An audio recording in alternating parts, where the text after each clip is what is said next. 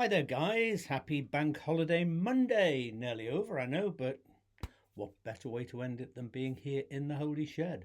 And I don't know why, I mean, it's Monday, but the church bells outside are just going completely wild. I don't know why that is. Don't know if you can hear them. Quite nice, actually. Anyway, thank you for giving me time out yesterday. We had the most lovely time this weekend with Shedsters and others in Pottersbury, which is in Northamptonshire. Lovely little village. And we had the most amazing day on Saturday, thinking around the subject of a spirituality of belonging, living as if all life mattered, which I hope I'll be able to bring, maybe to somewhere near you in the not too distant future. If you can fix it up, let me know.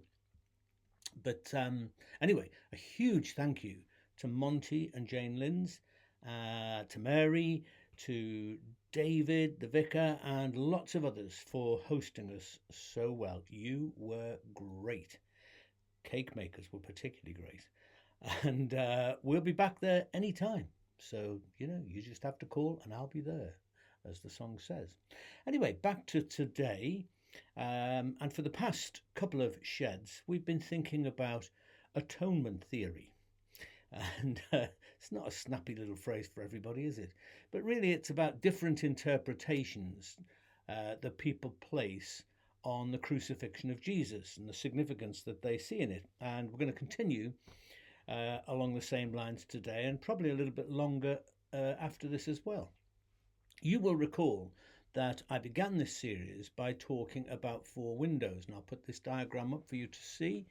If you were here, you'll remember this. A lot to take in. But these are four windows or four interpretative lenses that I've identified, basic lenses through which we might view what the Apostles' Creed simply states as, he suffered under Pontius Pilate. For me, that's one of the best bits of the Creed. He suffered under Pontius Pilate. A simple historical fact, which of course is our first window in the top left of the screen. The problems, or blessings, depending on your point of view, begin when we shift from that to the next couple of windows. Because Christians believe that something else happened on the cross or as a result of it. That it wasn't just the crucifixion of Jesus by the Romans and so on. But as you can see, that window in the top right-hand part of the screen is opaque because no one can see what went on there, All we can see from a sort of earthly point of view is the cross and Jesus dying on it. Hence the third window. Hence the third window, the theological theories or models created to define whatever we might think happened. So because, there is no clarity to see what happened as a result of the cross, if anything, people over the years have come up with theories or models that can express that and define what they believe happened. And we've got several of them stated down the bottom left of the screen. And what I most object to personally are what I would call the substitutionary models. This basically on your screen would be the satisfaction and penal substitution models or theories of the atonement. This properly got underway with St. Anselm, the Archbishop of Canterbury at the time, in, it was 900 or 1,000 years after the event. And these models basically envisage God punishing Jesus on the cross to appease divine anger toward us humans, who were born in sin and guilty before God because of the disobedience of Adam and Eve. And I talked in the last shed, didn't I, about the problems that I think stem from a literal reading of the Garden of Eden story. And in fact, the whole atonement sort of story tends to, in many instances, assume an almost literal, if not completely literal, interpretation of the story of the Garden of Eden in Genesis 2 and 3. Setting that aside, taking it all into account, basically that angry God that tends to be present in, punishing Jesus on the cross and so on, avenging God, an avenging God is basically unrecognizable and unacceptable to me. I absolutely refuse to believe in that kind of God, much less worship that sort of God. Now, one of my favourite stories in the whole Bible, actually, but in the Gospels, in Luke's Gospel, is the parable of the prodigal son. If you hear me often enough, you'll know that's one of my favourites. And I would see that parable as serving as a radical refuting of any sort of vision of God that is the angry, avenging, punishing God. Because if you take that story, and if that was all we had of the New Testament, my goodness, it would be very, very different, wouldn't it? But clearly the father in that story, who we're led to believe is a representation of God, forgave his son before the son even left home for the far off land. Forgiveness is just not an issue in that story. And the son's redemption hinged on his remembering home. When he's there eating the pig's food and his life's fallen apart, and it's all one huge, great screw up. The thing that sort of turned the whole thing upside down for him was this memory, remembering how many, he said, how many of my father's hired hands have bread enough and to spare. And it was that thought which was the beginning of his redemption. And when he returned, guess what? No retribution at all was required. It's interesting, actually, that when he was still in the far off land and he thought about going home, it says that he was kind of rehearsing what he would say to his father when he got there. In the event, as the story goes, he didn't get to say any of that stuff at all, because his father rushed out to meet him, threw his arms round him. There was no retribution, no big telling off, no threat of punishment that was hanging over his head. The fatted calf that was slain wasn't a sacrificial offering, but rather a celebration of, my son was lost and is found, he said. And, the father in that story basically absorbed all the pain and stupidity of his son's waywardness. And that was, that was there. He'd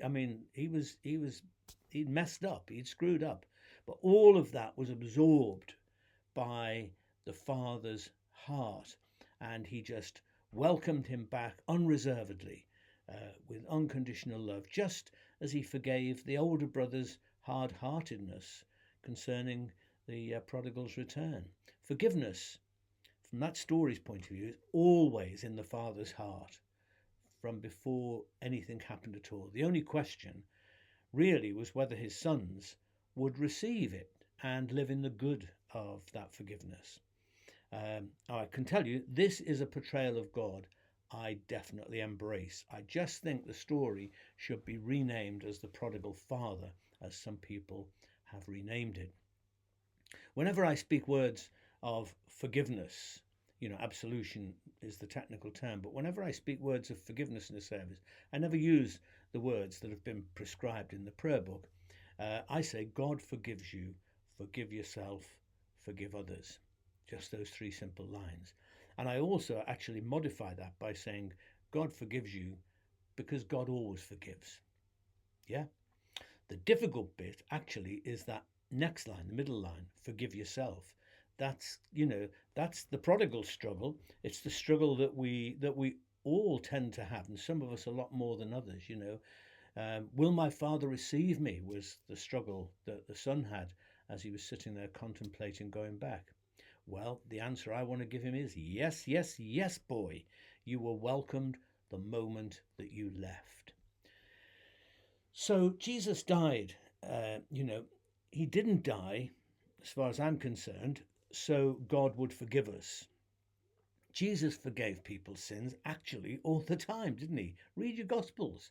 Jesus forgave people's sins repeatedly through the Gospel stories, long before the cross. No one apparently informed him that he was shooting the gun, really, that he had to wait until he died for people to be forgiven. But then, I think the thing is, Jesus was familiar with the Hebrew scriptures in a way that many of us maybe aren't, or we've just rushed over, because the Hebrew scriptures have plenty of places where God forgives his people and others over and over. There was no need of any sacrifice or any appeasement or whatever. God forgave because God was a loving God who reached out to his people even when they were just plain bloody stupid, just as we can be. God's love just reached out. Jesus also taught his disciples in the Lord's Prayer that we've looked at recently to pray for forgiveness with every expectation that it would be granted long before the cross. God also always forgives. It's God's nature to forgive. Forgiveness, as I said last time, is unilateral where God is concerned, just as it's portrayed in the story of the prodigal son. We're forgiven whether or not we choose to enjoy that forgiveness and live in the good of it or not. The God of Jesus Christ is all about grace and love, definitely not about wrath or anger or retribution. These are not things that I see in Jesus as we have him portrayed in the Gospels. The statement Jesus saves is bandied around all the time, depending on the circles that you move in, And of course, it is a fun thing. It's a source of fun outside the church. Jesus saves at Barclays, or Jesus saves, but Salah scored on the rebound. It's a stock phrase among many evangelicals that doesn't pass by the notice of people outside who sort of can't help but play around with it, really.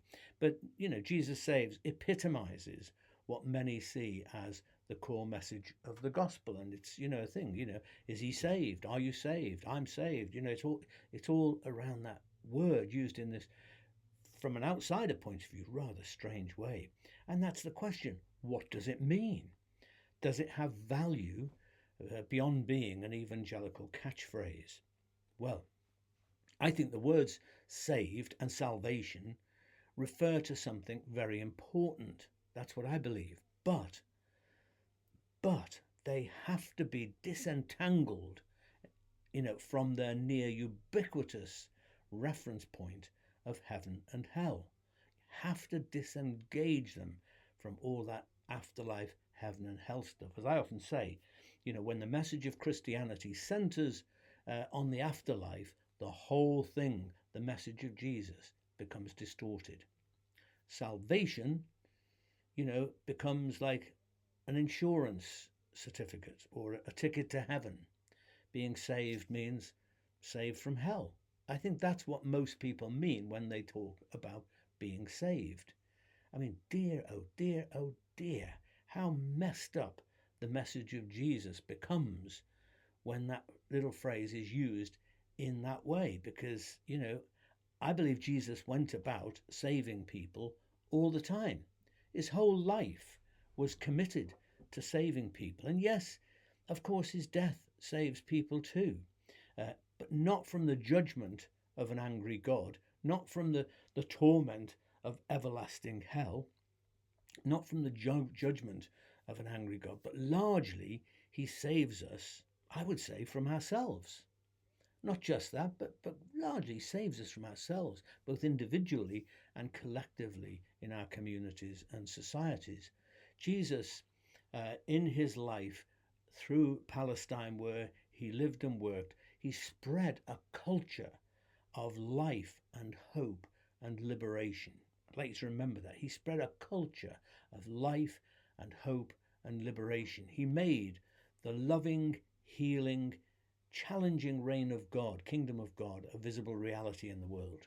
And he delivered people from the demons of prejudice, mental and emotional abuse, self-loathing, social injustice, and false images of God. I think that Jesus saved people from false images of God. And I think there's a huge work to be done in that mission in many quarters today. Jesus empowered throughout his time as a man in Palestine, he empowered the most disadvantaged people in society. He saved them. That's that's a practical implication. When you empower someone, you're saving them from what it is that they need to overcome and to find themselves and affirmation in. He saved people from their greed and prejudice, saved them from the greed and prejudice of other people. He said salvation had come to the home of Zacchaeus. This day salvation has come to this house. When that swindling, mingy little tax collector saw the light, really just like the prodigal in the far off land, Zacchaeus suddenly saw that with all this money he was extorting from people, he was basically eating out of, the pig's trough. And so he was saved. Salvation came when he decided to live a different kind of life. Not when he gave his heart to Jesus, not when he started going to church, not when he suddenly signed up to a whole list of doctrinal propositions that somehow or other seemed to make you into a Christian. No, it was when he chose to live a different life. Nothing mentioned about heaven and hell. It was a saved life that Jesus restored him to. Jesus also removed the temple authorities' institutionalized monopoly on forgiveness, which was an instrument of social control and financial gain. Still is, by the way, in many instances, but now within Christendom. He saved people from religion, still does. His mission of salvation for the poor and the disadvantaged, turned out to be so subversive that it threatened the religious authorities so much that they conspired to kill him, to have him killed. They conspired with the Romans to get rid of him. God didn't require Jesus' death in order to grant forgiveness. Please, let's underline that. There's nothing that tells me that. God did not require Jesus to die in order to grant forgiveness. Jesus did not will himself to die, though he was, as we know from the Garden of Gethsemane, willing to do what his convictions told him to do, even if that led him to die. He was willing to die in order to demonstrate the unending love and grace of God in the face of hatred and mindless scapegoating. Peter Abelard, we talked about him in the first session.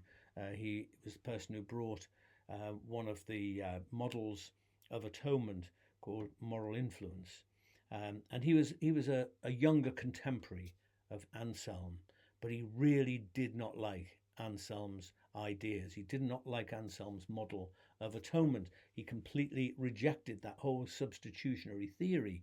And he said something like this, if I can see it. He said, "Indeed, how cruel and wicked it seems that anyone should demand the blood of an innocent person as the price for anything, or that it should in any way please him that an innocent person should be slain, still less that God should consider the death of his son so agreeable that by it he should be reconciled to the whole world." That's, I think, a pretty on-the-nail sort of statement by Peter Abelard. Walter Wink, much more recent person, though sadly also not with us now. Walter Wink, the New Testament scholar, says, "The problem is that substitutionary theory portrays God as a cruel and unforgiving patriarch, unable to love as any decent parent should," he says, "trapped in his own rules that force him to commit a ghastly crime. In that view," Wink says, "it is God who needs forgiveness, not us."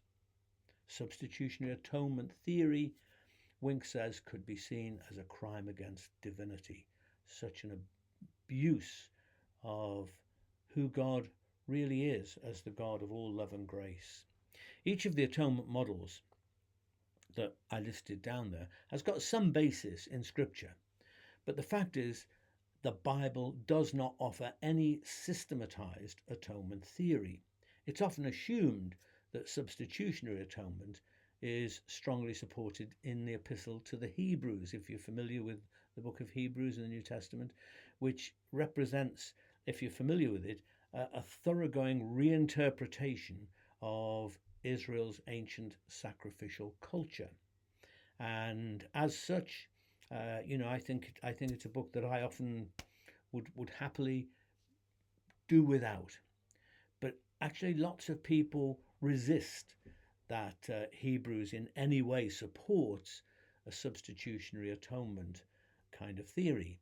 Indeed, many people, like me, many scholars actually, see Hebrews as undercutting the whole basis of substitutionary atonement. The trick, I discovered, is to try to read Hebrews without looking through the lens of substitutionary theory. When that's been so overladen on everything in the way we approach the Bible, then, somehow you see it everywhere when it isn't there.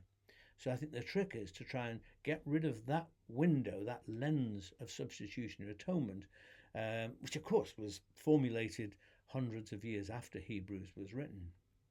The real target of the book of Hebrews, as René Girard argues, is the religious system of scapegoating, which had to come to an end. That's really the big story, the headline of what Hebrews is all about. It's about the end of scapegoating. Now, as I said before, the mechanism of scapegoating, it goes a bit like this, that when a community, or it can be an individual, but when a community or an individual is in a vulnerable place, feeling threatened, or when they're faced with some disaster, no jobs to be got, whatever it is, there's a tendency to find and to look for a scapegoat, someone to blame. And then they carry, the sin of this, whatever it is that's going on. And so the way to deal with that is they need to be exiled, literally or metaphorically, brutalized maybe, or even killed, And if you look at sort of lynching of black people in the southern states in that era, there is a huge case of scapegoating. Over the centuries, Jews have been hugely scapegoated. They were portrayed as these miserly people who were sort of money grabbing, and so whenever anyone else was struggling, blame the Jews. Actually, it's not something just in the past. That's something that is part of anti-Semitism in our world today even. But when the scapegoat has been found, when there's someone to blame, then order is restored. The blame or responsibility is shifted, and we can get on with life. This was how it's portrayed in the book of Leviticus, in the Hebrew Scriptures, Leviticus 16, where on the Day of Atonement, because that's where the phrase comes from actually, on the Day of Atonement, the high priest would symbolically lay the sins of the people on an unfortunate goat who hadn't actually done anything, which was then beaten in various ways until it fled off into the desert, taking the sins of the people with it. That's a scapegoat. It was a very dramatic and vivid ritual that helped to unite people, because they'd gotten rid of whatever it was that they were responsible for by shoving it all being on this scapegoat. So instead of owning their faults, they could export them elsewhere. This ritual, I think, powerfully mirrors the near universal but largely unconscious human need everywhere to dump guilt on other people. It's happening today all around us, and you know what, guys? We're probably unconsciously a part of it in various ways. René Girard, the French philosopher who really sort of flew the flag for seeing the evil of scapegoating, theologically and philosophically, he demonstrated in his writings the scapegoat mechanism as something that was foundational for most social groups and cultures. We need another group in order to be a group, in order to make America great again, then there has to be someone who's been undermining America, and they need to be sort of seen as the evil that's around. But it can be refugees, can be a scapegoat, drug addicts, blacks, people of different race and ethnicity, gays, definitely trans folk. They're a huge scapegoat at the moment. Whoever, to some extent, as I say, we all engage in this because it's an unconscious process. It's so much a part of the culture of the world in which we find ourselves. But we all engage in it probably on a much more kind of personal level. When there's trouble in the office or trouble in the family or trouble wherever, somebody becomes very often the scapegoat. And do you know what? I speak to people who may well be strong sort of lefties or whatever, but you know what? The scapegoat can be the Tories, or for some of us progressive Christians, the fundamentalists. Anyone or any group that we dehumanize or bunch together under some kind of despicable label, that is a form of scapegoating. And sometimes, we've recognized scapegoating in others without necessarily recognizing it in ourselves. And it's so ubiquitous. It could possibly be the sin of the world that is spoken of in John's Gospel, which Jesus took upon himself. There's a thought for you. Because, as Girard contends, Jesus became the classic scapegoat. Do you remember where, John records that Caiaphas, the high priest, said that, it was sort of like a nonchalant response. He said it was better for Jesus to die than for the whole nation to be plunged into war. Because there was trouble going on, trouble amongst the Jewish people, trouble between them and the Romans and so on. And so there's this threat of violence around, and the way to deal with violence is with violence. It's called redemptive violence. And you know what? It doesn't work. There is no redemptive violence. There's just violence. But from Caiaphas's point of view, it was better to get rid of Jesus, and that'd be the end of the problem then, As Girard says, Jesus became that scapegoat so utterly unfairly in order to expose the scapegoating mechanism for what it is. So that I think is how Girard sees the kind of greater purpose of God in what happened to Jesus, that Jesus became this kind of ultimate scapegoat to expose scapegoating for what it is and demonstrate why it must end. And that, in a way, as I say, you could almost see as being the whole message of the book of Hebrews.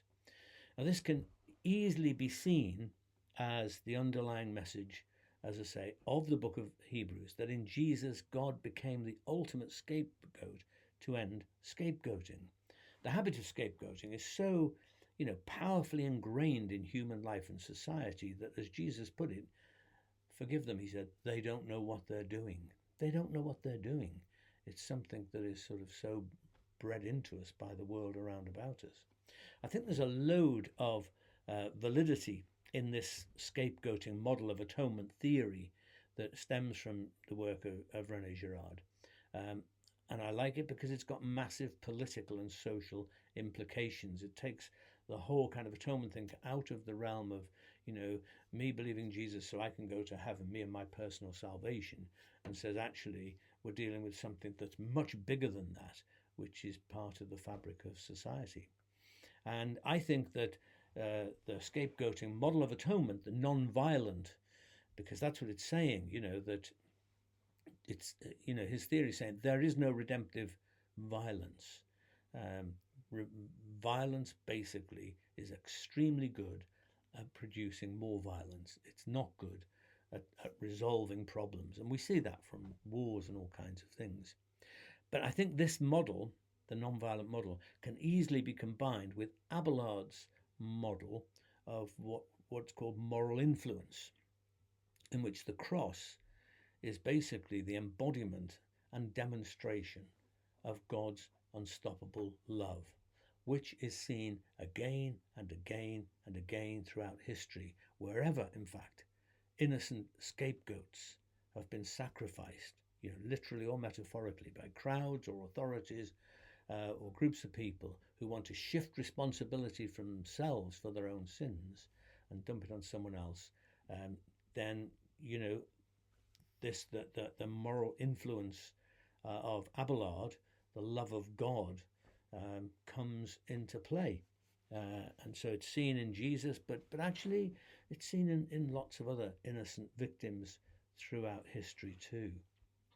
So personally, I find that those two things can fit together quite well and be quite illuminating, the kind of scapegoating model and Abelard's moral influence. Don't be put off by the fact that some people will say that the trouble with Abelard's model of atonement is that it's subjective. In other words, it's not objective. It doesn't sort of change anything. As or penal substitution claims to change things in terms of our relationship with God. I think that what Abelard is saying is that love can change everything. Could be a song there, couldn't it? But I think love, powerfully demonstrated and lived out in this sort of way, can be an enormously transformative power. And that's certainly how I see, God's love. But within the Christian story, there is this beautiful understanding of God being in Christ, where Paul says God was in Christ reconciling the world to God's self. So that's not just talking about his death, it's talking about the whole of who Jesus was. That's who he was, someone in whom God was reconciling the world to God's self. In other words, generating atonement, at-one-ment. And never get too far away from the fact that that is the actual raw meaning of atonement. It's about becoming at one. It's at-one-ment. And that's what God, seeks with all of us, just as the father in the prodigal son story, wanted to be at one with his son and finally was. Not through, judgments and substitutions and all that kind of stuff, but basically through a love that will not let me go, the hymn says.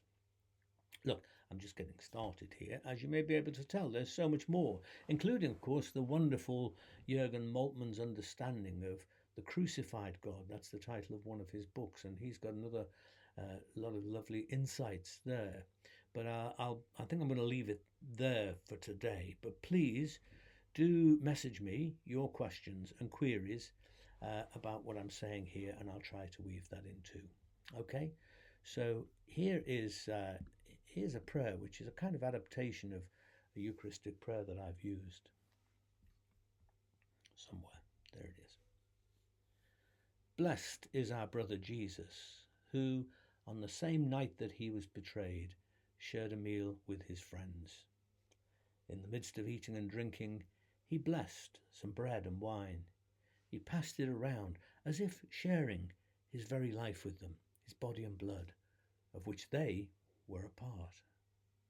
A toast, I hear him saying, to life, l'chaim. A toast to a plan that will not be thwarted, to love that will never be exhausted, to joy that cannot be quenched, to justice and peace for all, especially those who are forgotten or excluded or despised. A toast here for us guys today to 10,000 demonstrations of Christly love in our world every moment of every day.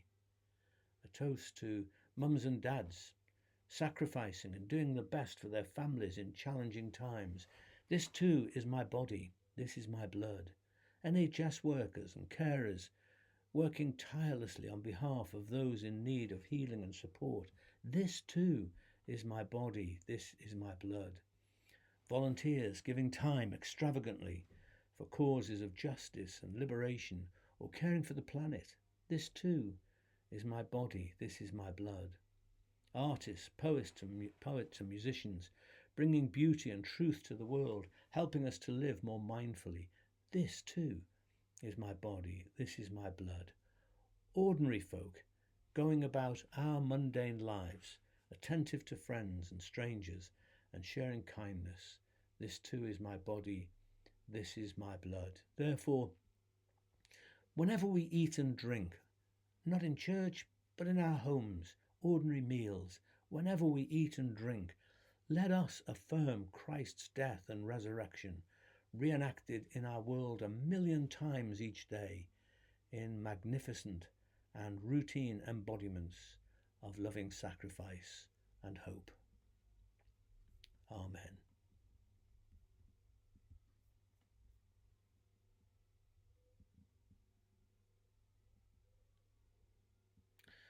Well, there you go, guys. Do you know, we will toast. I mean, I've already proposed it, haven't I? So if you've got a drink, why not join me? And what I'll say is, for all of the foregoing, to life, l'chaim.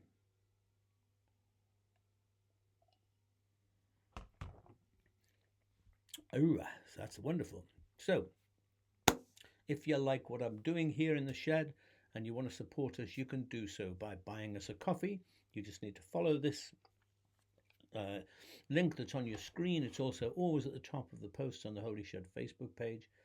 And we are very, very grateful to all of you who support us in that way and in lots of other ways too. Thank you so much. And, you know, I think that's really just about it now. I told you that we were in Pottersbury at the weekend, hosted by Monty Linz and others, and Monty has sent me copies of his songs on a couple of occasions which I've played in the shed, and it seems appropriate to use one of them to finish with today. So thank you for being with me. Have a wonderful week this week. Next week, of course, is the coronation and all that, which will be a source of joy and pleasure to some of you and not so much for others. We will have a coronation-free shed next week, just so we're inclusive of everybody. So I hope you join me then. Be kind to yourselves. Forgive yourselves. Forgive others. Stay human. I'll see you soon. Over to you, Monty.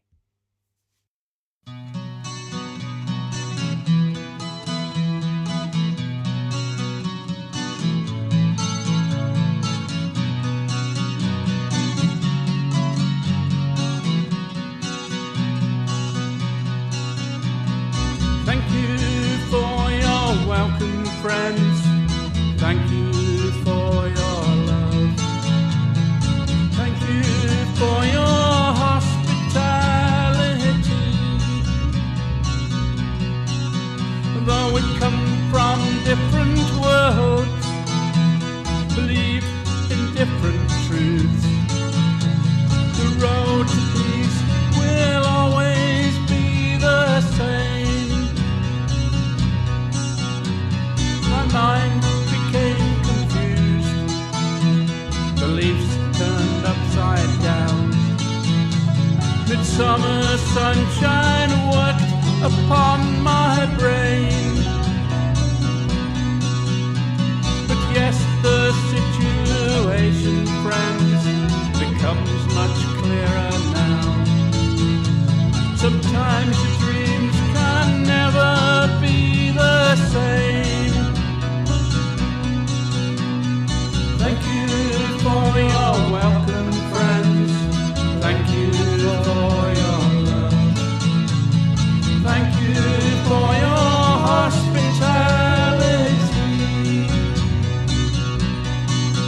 Though we come from different worlds, believe in different truths, the road to peace must always be the same.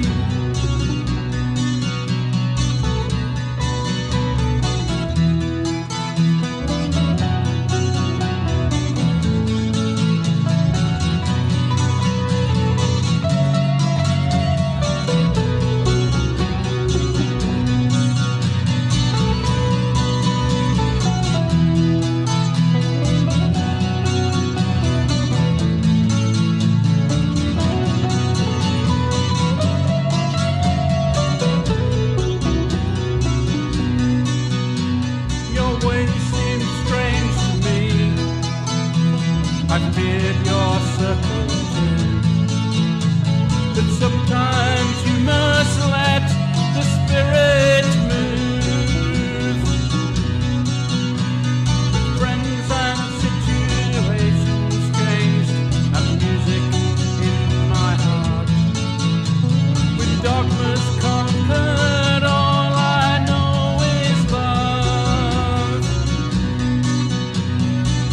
you for your welcome, friends. Thank you for your love. Thank you for your hospitality. Though we come from different worlds, believe in different truths, the road to peace must always be the same. Though we come from different worlds, believe in different truths, the road to peace must always be the same. The road to peace must always be the same.